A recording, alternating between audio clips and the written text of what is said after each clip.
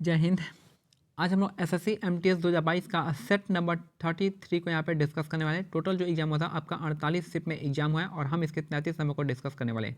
आगे बढ़ने से पहले बता दें कि टेलीग्राम चैनल का लिंक जो है डिस्क्रिप्शन में दिया गया है और टेलीग्राम चैनल का जो नाम है आपका टारगेट एसएससी बाय मानिक नायक हो जाएगा और वहाँ पे इंपॉर्टेंट आपको पीडीएफ मिल जाएगा और साथ में जो प्रीवियस ईयर पेपर है एसएससी सीएचएसएल एमटीएस इन सब का प्रीवियस ईयर भी वहाँ पे आपको मिल जाएगा, तो आप जाके वहाँ से डाउनलोड कर सकते हैं।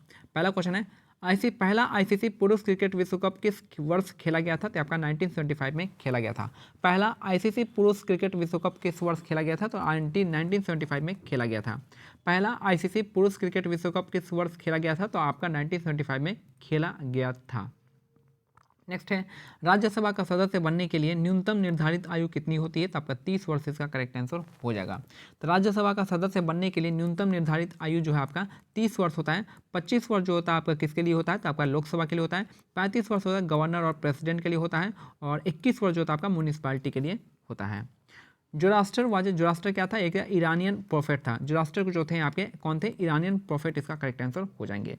नेक्स्ट है, अप्रैल 2022 तक उपलब्ध जानकारी के अनुसार भारत में किस राज्य में ग्रेफाइट का सबसे बड़ा भंडार है? तो ग्रेफाइट का भंडार जो आपका अरुणाचल प्रदेश में हो जाएगा। अरुणाचल प्रदेश में ग्रेफाइट का आपका भंडार है। तो अप्रैल 2022 तक उपलब्ध जानकारी के अनुसार भारत में ग्रेफाइट का सबसे बड़ा भंडार कहाँ पे है? तो आपका अरुणाचल प्रदेश में दिया हुआ है।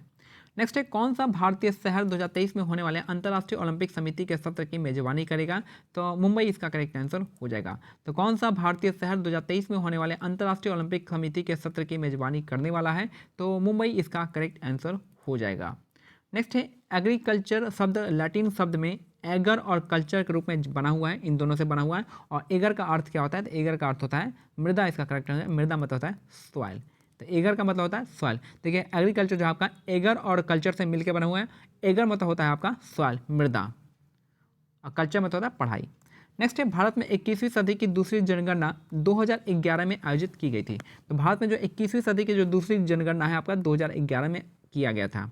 ठीक है, तो पहला कब किया गया था? 2001 में किया गया था, दूसरा 2011 में और तीसरा 2021 में होगा। नेक्स्ट है हमारा,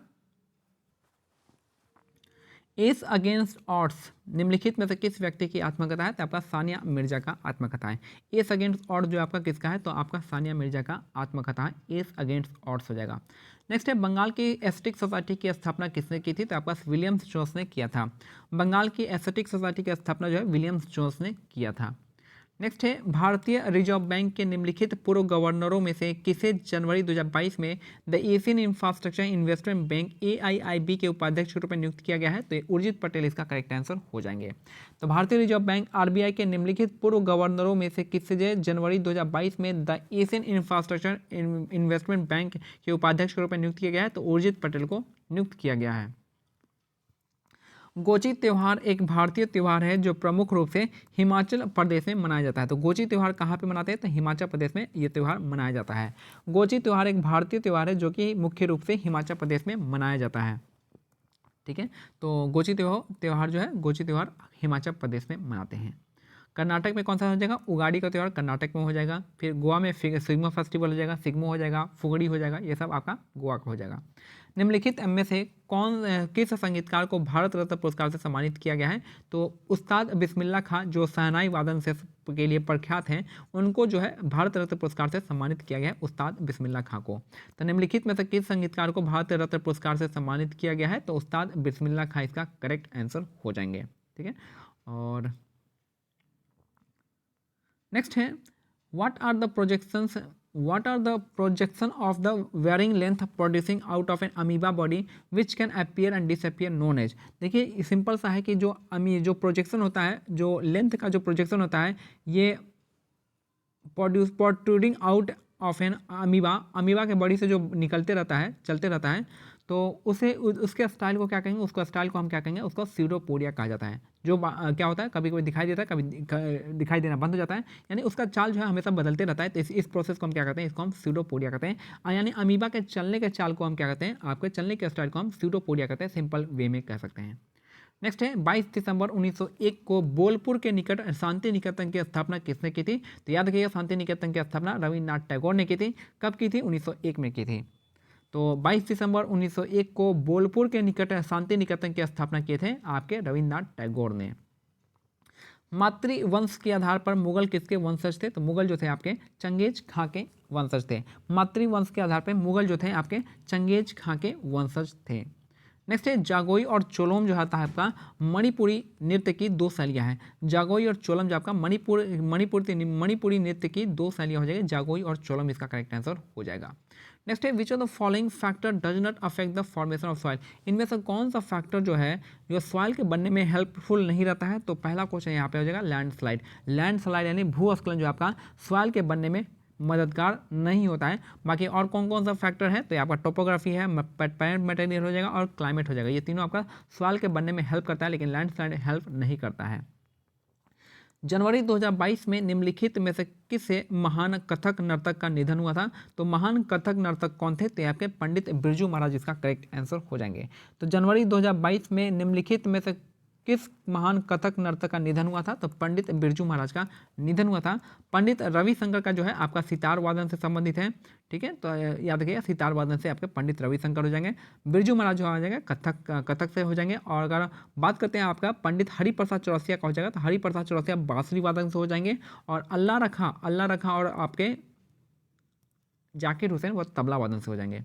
नेक्स्ट है निम्नलिखित में से कौन सी भारत में संसदीय सरकार की विशेषता नहीं है? तो संसदीय सरकार की विशेषता इनमें से कौन सा नहीं है? तो ये आपका निचले सदन को भंग नहीं किया जा सकता, ये आपका गलत है, यहाँ पे कर सकते हैं। आपका अपर सदन को भंग नहीं कर सकते, बाकी नीचे वाले को तो कर ही सकते हैं, तो ये आपका गलत दे रखा है। नाम मात्र और वास्तविक अधिकारी की उपस्थिति होती है, दोनों ही होती है। विधायिका के मंत्रियों की सदस्यता होती है और विधायिका के प्रति कार्यपालिका की सामूहिक जिम्मेदारी बनती है। भारत में आफ्पा जो है पहली बार कब लागू हुआ था? आपका 1958 में आफ्पा जो है arm force special power act जो है यह लागू हुआ था आपका 1958 में। तो भारत में आफ्पा जो है आपका पहली बार आपका 1958 में लागू हुआ था। और याद रखिएगा A for arm force special power act हो जाएगा, arm force special power act. Bharat में पड़ोसी देशों की कुल संख्या कितनी है? तो 9 है। और राज्य के सीमा कितने से लगता है? तो 7 से सीमा लगता है। तो भारत के पड़ोसी देशों की कुल संख्या कितनी है? 9 है। भारत के पड़ोसी देशों की संख्या कुल है 9 और 7 देशों से सीमा साझा करता है भारत। बाराबती किला जो आपका कटक शहर में स्थित है। बाराबती किला आपका कहाँ पे है? तो कटक इसका हो जाएगा। कटक जो है उड़ीसा में स्थित है, तो याद रखिएगा कि बाराबती किला जो है उड़ीसा के कटक में स्थित है। नेक्स्ट है किस प्रसिद्ध भारतनाट्यम नृत्यांगना को 1957 में पद्म भूषण और 1977 में पद्म विभूषण से सम्मानित किया गया था? बंगाली फिल्म निर्देशक सत्यजीत रे ने उन पर एक डॉक्यूमेंट्री भी बनाई है जिसका नाम है तंजौर बाला सरस्वती, इसका करेक्ट आंसर हो जाएगा। इन्हीं को सिंपल सा कहते हैं टी बाला सरस्वती, इसका करेक्ट आंसर हो जाएगा। तो किस प्रसिद्ध भारतनाट्यम नृत्यांगना को 1957 में पद्म भूषण और 1977 में पद्म विभूषण से सम्मानित किया गया था? तो यह थी तंजौर बाला सरस्वती, इसका करेक्ट आंसर हो जाएगा। बेकिंग सोडा सोडियम बाइकार्बोनेट का सामान्य नाम है NaH, इसका हो जाएगा NaSCO3, इसका करेक्ट आंसर हो जाएगा। तो बेकिंग सोडा का जो सामान्य नाम है आपका सोडियम बाइकार्बोनेट हो जाएगा। तो बेकिंग सोडा का जो सामान्य नाम हो जाएगा आपका सोडियम बाइकार्बोनेट, इसका करेक्ट आंसर हो जाएगा। और लास्ट है हमारा कि आवर्त सारणी के निम्नलिखित में से किस तत्व की परमाणु संख्या 1 है? तो एटॉमिक नंबर जो 1 किसका है? तो सिंपल सा काफ़ी इजी क्वेश्चन था कि हाइड्रोजन का हो जाएगा। परमाणु संख्या 1 जो आपका हाइड्रोजन, इसका करेक्ट आंसर हो जाएगा। और इसके 3 समस्थानिक है पोटेशियम, ड्यूटेरियम और ट्रिटियम, इसका करेक्ट आंसर हो जाएगा। तो आवर्त सारणी में निम्नलिखित में से किस तत्व का परमाणु संख्या 1 है? तो हाइड्रोजन, इसका करेक्ट आंसर हो जाएगा। तो ये हमारा आज का सेट कंप्लीट होता है। मिलते हैं अगले सेट में, तब तक के लिए आपको क्या करना है, टेलीग्राम चैनल का लिंक जो है डिस्क्रिप्शन में दिया गया और नाम भी आपको साथ में दिया गया है, टारगेट SSC बाय मानिक नायक है। मिलते हैं अगले वीडियो में। जय हिंद, जय भारत, धन्यवाद।